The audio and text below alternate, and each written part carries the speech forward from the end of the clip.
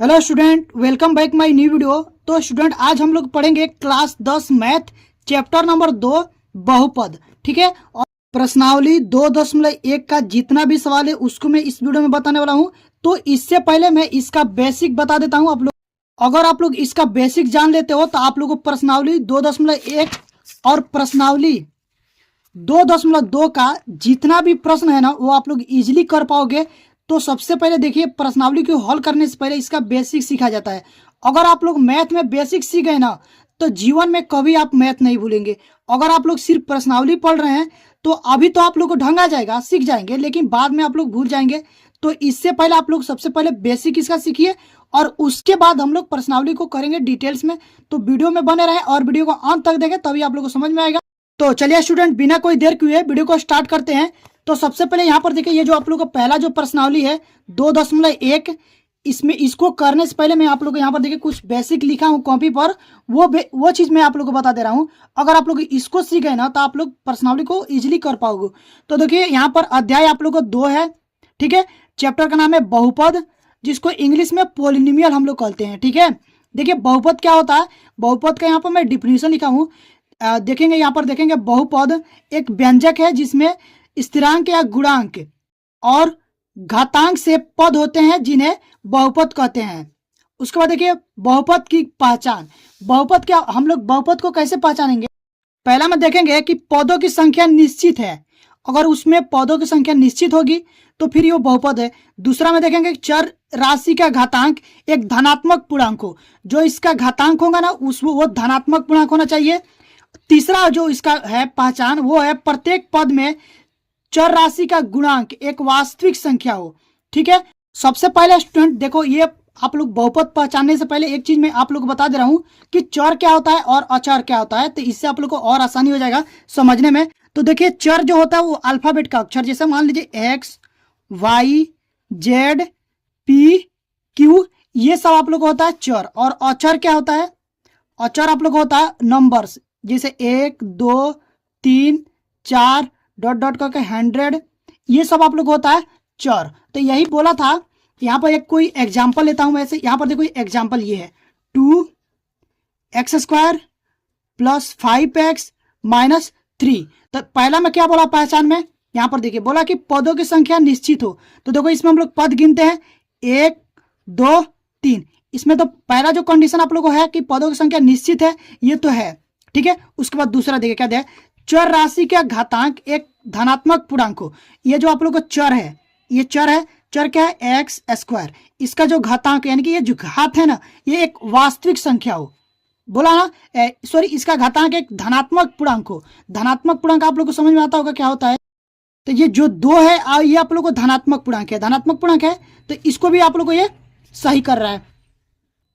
उसके बाद देखिए तीसरा में कैसे पहचानेंगे, प्रत्येक पद में चर राशि का गुणांक एक वास्तविक संख्या हो।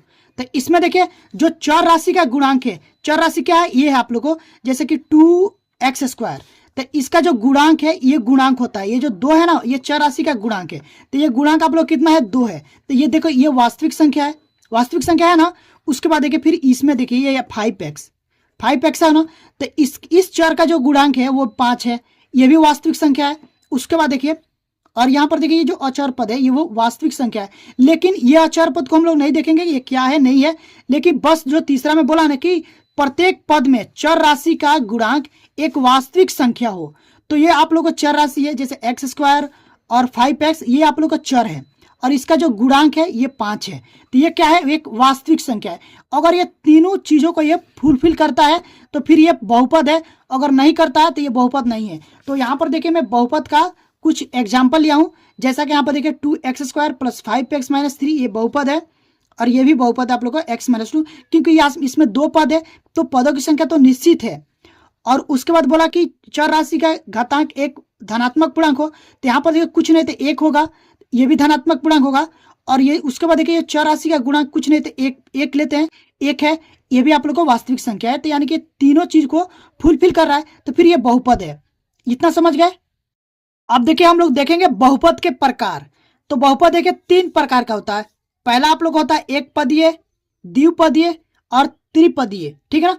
तो जो आप लोग को एक पदीय बहुपद होता है उसमें एक पद होते हैं, जैसे कि ये एक्स स्क्वायर एक पद हो गया, एक्स हो गया, और 7x माइनस 2x 4y, ठीक है। ये सारे आप लोग को एक पदीय बहुपद हो गए। और देखिए द्विपदीय बहुपद जिसमें दो पद हो, देख रहे हैं ना, द्विपदीय बहुपद किसे कहते हैं, जिसमें दो पद हो, जैसे कि एक्स स्क्वायर प्लस 2, यहां पर देखिए इसमें दो पद है, इसमें दो पद है, तो ये आप लोग हो जाएंगे द्विपदीय बहुपद। उसके बाद देखिए यहां पर देखो 2x प्लस 9, ये भी आप लोग क्या है, दो पद है, तो द्विपदीय बहुपद हो जाएंगे। इसमें भी दो पद है, इसमें देखिए त्रिपदीय बहुपद यानी कि इसमें तीन पद है, जैसे कि यहाँ पर देखो 2x square plus x plus 7, इसमें तीन पद है, गिन पा रहे हैं हम लोग तीन पद, तो ये त्रिपदीय बहुपद हो जाएंगे। इतना आप लोग को समझ गए होंगे, ठीक है। आगे चलिए, उसके बाद देखेंगे यहाँ पर हम आगे, देखिए इसमें हम लोग देखते हैं बहुपद की घात। अब देखो बहुपद की घात क्या होता है, जैसे चर, ये x आप लोग को चर हो गया, चर के बहुपद px में x की अधिकतम घात पावर बहुपद की घात यानी कि डिग्री कहलाती है। जैसे कि यहाँ पर एक एग्जाम्पल है, यहाँ पर देखो दिया कि 4x square 2x³ plus x, तो ये जो आप लोग का बहुपद है इसमें अधिकतम घात कितना है, तो अधिकतम घात यानी कि पावर इसका 3 है, तो यही आप लोग को घात यानी कि डिग्री कितना कराएगा 3। तो इस बहुपद का जो अधिकतम घात है वो कितना है 3 है, तो ये बहुपद का घात हो जाएगा। तो बहुपद का घात कितना होगा 3। आई होप कि आप लोग को इतना समझ में आ गया होगा। अब हम लोग चलेंगे अगले टॉपिक पर, ठीक है। तो अगर आप लोग को ये वीडियो अच्छी लग रही हो तो प्लीज वीडियो को लाइक करिएगा, और चैनल पर पहली बार विजिट किए हैं तो चैनल को सब्सक्राइब करके बेल आइकन को प्रेस कर दीजिएगा, ताकि जो भी वीडियो डालूं उसका नोटिफिकेशन आप लोग के पास तुरंत पहुंचे और आप लोग की तैयारी अच्छे से हो पाए, ठीक है गाइज। आप लोग के लिए मैं इतना मेहनत कर रहा हूं कि आप लोग की अच्छे से तैयारी हो पाए, और फ्री में मैं आप लोग को एजुकेशन दे रहा हूं। इसका कोई मैं पेड कोर्स कुछ नहीं, चैप्टर वाइज मैं आप लोग को यूट्यूब पर प्रोवाइड कर रहा हूं। तो प्लीज यार आप लोग एक लाइक तो कर सकते हैं और चैनल को सब्सक्राइब कर लीजिएगा। अगर आप लोग इसी तरह से सपोर्ट बनाए रहेंगे तो मैं आप लोग को आगे भी फ्री में एजुकेशन देता रहूंगा और आप लोग की पढ़ाई अच्छे से चलेगी। अब हम लोग चलेंगे अगले टॉपिक पर, ठीक है। तो वीडियो में बना रहे और वीडियो को अंत तक देखते जाइए, आप लोगों को पूरा समझ में आ जाएगा। अगर आप लोग एक बार ये जो मैं बता रहा हूँ, ये जो आप लोग को बेसिक अगर आप लोग ये जान गए ना, तो प्रश्नावली 2.1 और 2.2 बहुपद में आप लोग को न्यू जो एनसीईआरटी बुक आई है उसमें दो ही प्रश्नावली है, 2.1 और 2.2। ये दोनों प्रश्नावली आप लोग इजीली कर लोगे और आप लोग अपने खुद से ही कर लोगे। बस आप लोग को बेसिक जान गए तो आप लोग प्रश्नावली खुद से भी कर लोगे, लेकिन मैं प्रश्नावली को भी हल कराऊंगा। तो अभी मैं आप लोगों को पहले बेसिक बता दे रहा हूं, ठीक है ना। अब देखिए यहाँ पर, उसके बाद हम लोग देखेंगे यहाँ पर देखो क्या दिया है, रैखिक बहुपद क्या कहलाता है, इसको बारे में जान लीजिए। रैखिक बहुपद जिसका अधिकतम घात 1 हो उसे रैखिक बहुपद यानी कि लाइनियर पोलिनोमियल कहते हैं। इसका देखिए कुछ एग्जाम्पल लिया हूं, जैसा कि यहाँ पे 2x माइनस 3, देखो x का कोई घात नहीं है तो इसका एक ही मानेंगे, यहाँ पर कोई घात नहीं तो एक, इसका देखो अधिकतम घात कितना 1 है। इसमें देखो कहीं पर भी घात आप लोगों को ज्यादा नहीं दिखाई दे रहा, तो जिसका घात अधिकतम 1 हो वो आप लोग को रैखिक बहुपद हो जाएगा। और नोट में करके लिख लेना, इसका देखो व्यापक रूप जो होता है वो होता है ax प्लस बी, जहां a नॉट इक्वल टू 0। ये जो आप लोग का a है ना, यहाँ पर कभी 0 नहीं होगा, ठीक है ना। उसके बाद देखिए आप लोग का आ जाएगा दूसरा, देखिए आप लोग दिया द्विघात बहुपद किसे कहते हैं, ठीक है ना। तो इसमें लिखेंगे जिसकी अधिकतम घात 2 हो उसे द्विघात बहुपद कहते हैं। जैसा कि यहाँ पर देखो ये बहुपद दिया 2x square plus 3x plus 2/5, तो इसमें जो आप लोग को घात दिख रहा है यहाँ पर तो कुछ नहीं, तो घात 1 मान के चलो, यहाँ पर देखो 2 है तो इसका अधिकतम घात कितना है 2 है, तो ये कितना हो जाएगा द्विघात बहुपद हो जाएंगे, ठीक है ना। और इसका जो आप लोग को व्यापक रूप होता है वो होता है ax square plus bx plus C, जहां a नॉट इक्वल टू 0, ठीक है ना। यानी कि a का मान कभी आप लोग को 0 नहीं होगा यहाँ पर, ये आप लोग को व्यापक रूप होता है। उसके बाद आप लोग आता है त्रिघात बहुपद, ठीक है ना। इसमें देखो क्या देखेंगे, जिसकी अधिकतम घात 3 हो उसे त्रिघात बहुपद कहते हैं। सिंपल सी बात है, जैसे कि यहाँ पर देखो दिया कि x³ प्लस 3x, तो ये इसका अधिकतम घात कितना है 3 है, तो ये आप लोग का त्रिघात बहुपद हो जाएगा। उसके बाद देखिए इसमें देखो दिया है कि 2x³ plus 4x square plus 6x plus 4, तो इसमें हम लोग देखते हैं कि इसका घात कितना है, तो इसमें देखो 2 घात है और इसमें 3 घात है, लेकिन इसमें अधिकतम घात कितना है 3 है, तो ये आप लोग का त्रिघात बहुपद हो जाएगा। ओके, समझ गए। अब देखिए इसमें एक एग्जाम्पल और है x³ माइनस 2, तो इसमें देखो एक ही x का घात है यानी कि 3 है, तो ये त्रिघात बहुपद हो जाएंगे क्योंकि इसमें देखो पद निश्चित है। ठीक है, तो आई होप कि आप लोग को इतना समझ में आ गया होगा। अब चलेंगे इसका देखो व्यापक रूप देखेंगे। तो इसका जो व्यापक रूप होता है वो होता है A X cube plus B X square plus C X plus D, जहां A not is equal to 0। समझ गए? यानी कहने का मतलब कि जो ए के स्थान पर आप लोग को कभी भी 0 नहीं होगा। उसके बाद क्या होता है, एक आता है शून्य बहुपद। इसको लिख लीजिएगा क्योंकि आप लोगों को मैथ में जो 20 नंबर का ऑब्जेक्टिव क्वेश्चन आते हैं वो क्वेश्चन यहां से बन सकते हैं। तो इसको देखना आप लोगों के लिए बहुत आसान है और बहुत जरूरी भी है। इसको अगर आप लोग समझ गए तो आप लोग को बहुविकल्पी भी स्ट्रांग हो जाएगा और आप लोग को जो वर्णात्मक प्रश्न में प्रश्न आएंगे उसको आप लोग को रटना नहीं पड़ेगा, आप लोग के लिए इजिली तैयार हो जाएगा। आप लोग जाकर के आसानी से इसको हल कर सकते हैं। अब देखिए आगे आप लोग का था शून्य बहुपद। अब देखिए शून्य बहुपद क्या होता है, जब चर की घात शून्य हो उसे शून्य बहुपद कहते हैं। जैसे कि यहां पर देखो एग्जांपल में लिया हूं एक शून्य, इसमें बहुपद है, इसका चर जो है ना चर की घात शून्य मान लेते हैं। तो ये आप लोग एग्जांपल हो गया शून्य बहुपद, ऐसा दिया रहेगा तो आप समझ लेंगे कि ये शून्य बहुपद है। जैसा कि मान लो यहाँ पर देखो, और अचर बहुपद। अचर बहुपद क्या होता है, यहां से देखिए ये जो आप लोग को नंबर दिया है ये आप लोग को अचर बहुपद है। ठीक है ना, ये सारे आप लोग को अचर बहुपद है। इतना समझ गए? अब हम लोग चलेंगे आगे। अब आगे देखिए यहां पर नोट में करके लिख लीजिएगा बहुपद के शून्यक या मूल। देखो ये शून्यक भी बोलते हैं, इसको मूल भी बोलते हैं। तो देखो क्या होता है, बहुपद की जितनी घात होगी उतना ही उसका शून्यक होगा। यानी कहने का मतलब बहुपद की जितनी अधिक घात होगी उतना ही अधिक इसका शून्यक होगा। जैसे कि एग्जांपल देखो ये लिया हूं, जैसे कि मान लो पहला एग्जांपल है, माना बहुपद पी एक्स बराबर एक्स प्लस 7। तो इसमें देखो अधिकतम घात कितना है, 1 है।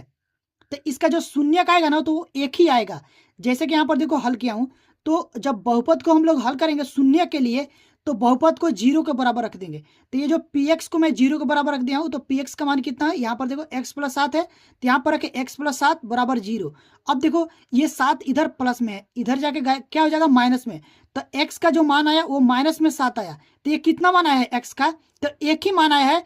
तो इसका जो घात 1 है तो इसलिए इसका शून्यक 1 आया है। ठीक है ना, तो यहाँ पर देखो मैं ब्रैकेट कोष्टक में भर दिया हूँ शून्यक आप लोग को -7, ये 1 ही शून्यक आया है। अब देखिए दूसरा जो एग्जाम्पल में लिया हूं, यहां पर देखिए मैं समझा रहा हूं आप लोगों को। माना पी एक्स बराबर ये बहुपद है एक्स स्क्वायर -4। अब देखिए ये एक्स स्क्वायर इसका घात कितना है, 2 है। तो इसका जो शून्यक निकलेगा ना वो 2 निकलेगा। देखिए मैं निकाला हूं, आप लोग को बता दे रहा हूं। देखो शून्य के लिए हम लोग क्या करेंगे, ये जो बहुपद है उसको 0 के बराबर रखेंगे। तो जब इसको 0 के बराबर रखेंगे तो ये हो जाएगा एक्स स्क्वायर -4 इक्वल टू 0। अब देखो ये माइनस में 4 है, इधर आगे क्या हो जाएगा प्लस में हो जाएगा।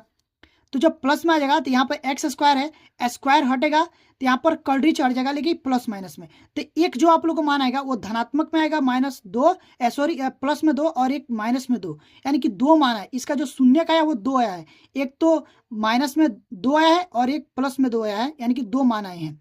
उसके बाद देखिए उसके बाद लास्ट टॉपिक है आप लोग का बहुपद का, ये वाला। अगर आप लोग इसको सीख गए ना तो आप लोग प्रश्नावली 2.1 को आसानी से कर लोगे, जो कि उदाहरण के माध्यम से मैं आप लोगों को समझा रहा हूं।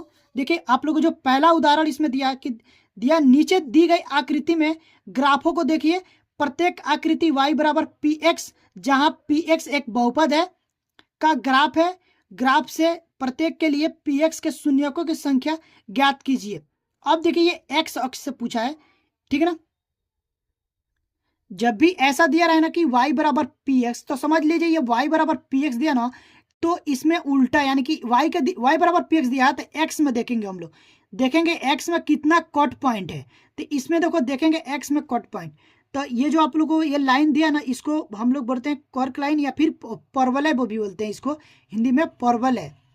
तो ये इसमें देखेंगे x अक्ष पर कितना कट पॉइंट है, तो यहाँ पर एक कट पॉइंट है x अक्ष पर, उसके बाद नहीं है ना कहीं पर।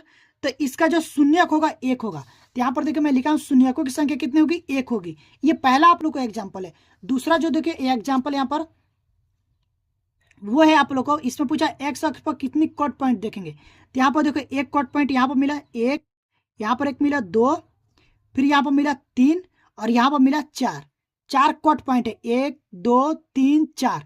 तो जितना ये जो प्रॉब्लम है, ये जो आप लोग को एक्स अक्ष में कट करता है उसको ही शून्य कहते हैं। तो इसमें जो शून्यकों की संख्या होगी वो कितना होगी, 4 होगा, क्योंकि ये जो एक्स अक्ष पर 4 बार टच कर रहा है तो इसका जो शून्यक होगा वो 4 होगा। तो ये हो गया। अब देखिए हम लोग चलेंगे प्रश्नावली पर। तो यहां से देखिए प्रश्नावली आप लोग को यहां पर दिया है 2.1। तो इसमें देखिए पहला में देखिए क्या पूछा है कि किसी बहुपद px के लिए y बराबर, देखो y बराबर दे दिया ना, तो हम लोग x में देखेंगे y बराबर px का ग्राफ नीचे आकृति 2.10 में दिया है। प्रत्येक स्थिति में px के शून्यकों की संख्या ज्ञात कीजिए। अब ये आप लोग को देखना है ना कि यहाँ पर जो y बराबर px दिया है, तो जब y बराबर दे देना तो x में देखना है, अगर x बराबर दे दे तो y में देखेंगे। तो यहाँ पर हम लोग देखेंगे x में कोई कट पॉइंट है कि नहीं, तो यहाँ पर देखिए इसमें कुछ नहीं है कट पॉइंट, तो यहाँ पर ये 0 हो जाएगा। यहाँ पर शून्यकों की संख्या पहला में क्या हो जाएगा, 0। दूसरा में देखेंगे कि x पर कितना कट पॉइंट मिल रहा है, तो इसमें देखो 1 मिल रहा है, तो इसमें जो शून्यकों की संख्या होगी वो 1 होगा। अब देखिए इसमें कितना मिल रहा है, तीसरे में यहाँ पर 1 मिल रहा है, यहाँ पर 1 2 हो गया और यहाँ पर 1 3 हो गया। तो तीसरा में जो शून्यकों की संख्या होगी वो कितनी होगी, 3 होगी। बाकी देखिए उसके बाद यहाँ पर आएंगे चौथे नंबर में। चौथा में देखेंगे एक्स अक्ष पर कितना कट पॉइंट मिल रहा है, तो यहाँ पर 1 कट पॉइंट और यहाँ पर 1 कट पॉइंट, 2 ही मिल रहा है, तो इसका जो शून्यकों की संख्या होगा वो 2 होगा।